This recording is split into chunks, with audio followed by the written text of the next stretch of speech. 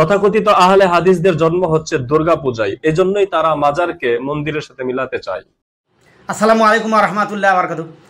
ধন্যবাদ আপনাদেরকে, এই ভিডিওটা আপনারা যারা যারা দেখেছেন।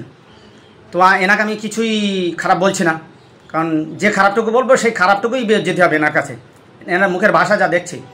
তো দেখুন, নবী করিম সাল্লাল্লাহু আলাইহি ওয়াসাল্লাম বুখারী মুসলিম শরীফের হাদিসে বলেছেন, সিয়াসিতে হাদিসে বলেছেন যে আল্লাহ ইহুদি আর নাসরাদের ধ্বংস করুন, তাদের প্রতি লানত দিয়েছেন যে তারা তাদের নবীদের কবরগুলোকে সেজদাগাহ বানিয়ে নিয়েছে।